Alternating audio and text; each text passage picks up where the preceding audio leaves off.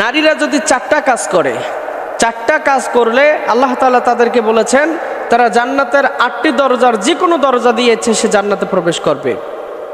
চারটি কাজ কি? 1 নাম্বার সালাত আদায় করবে, 2 নাম্বার রমজান মাসের সিয়াম পালন করবে, 3 নাম্বার ফরজ পর্দার হেফাজত করবে, 4 নাম্বার স্বামীর বৈধ হুকুমগুলো পালন করবে তথা স্বামীর খেদমত করবে। আমার নবী বলেছেন যেই নারী এই চারটা কাজ করবে, নামাজ পড়বে, রোজা করবে, পর্দা করবে, স্বামীর খেদমত করবে, চারটা কাজের কারণে আল্লাহ তাআলা তার জন্য 8টা জান্নাতের 8টা দরজা, জান্নাতের 8টা দরজা ওপেন করে দেবেন। সুবহানাল্লাহ। তাহলে মা বোনদের জন্য জান্নাতে যাওয়া খুব সোজা। যদি একটু পরিশ্রম করেন, একটু কষ্ট করেন, একটু ত্যাগ স্বীকার করেন, তাহলে কিন্তু আপনার জন্য জান্নাত সোজা। পুরুষরা সব সময় বাহিরে ঘোরাফেরা করে, বাহিরে কাজকর্ম করে, আতারে পাতারে, মাঠে ঘাটে, অফিস আদালতে, আর আপনারা সব সময় ঘরের মধ্যে থাকেন। ঘরের মধ্যে থেকে আপনার আমলগুলো সব ঘরোয়া। নামাজ পড়বেন, ঘরে পড়েন, পর্দা করবেন, ঘরের মধ্যে থাকেন, পর্দায় থাকলেন। ঘর থেকে যদি বেপর্দায় না বের হন, এটাই আপনার জন্য পর্দা। রমজান মাস আসলে সিয়াম পালন করলেন, এটা তো সবাই করে, এটা তো আরো সোজা।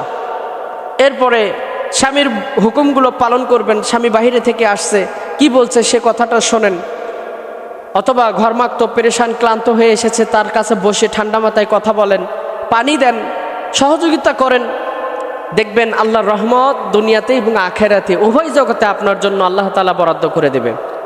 সম্মানিতা মায়েরা, আপনাদের জন্য এই 4টা আমল আমি বলে দিলাম, 4টা আমল করবেন।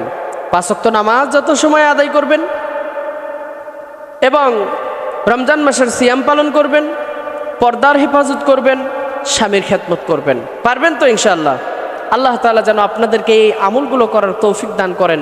আমি চাই আমাদের মা বোনেরা সবাই জান্নাতে প্রবেশ করুক, কারণ রাসূল সাল্লাল্লাহু আলাইহি সাল্লাম বলেছিলেন, হে নারীরা, আমি তোমাদের দেখেছি সবচেয়ে বেশি জাহান্নামের মধ্যে রয়েছে নারীরা। তো নারীরা যদি জাহান্নাম থেকে বাঁচতে চায় তাহলে তাদেরকে অবশ্যই আমল করতে হবে। তাই আমলের বিকল্প কোনো পথ খোলা নেই।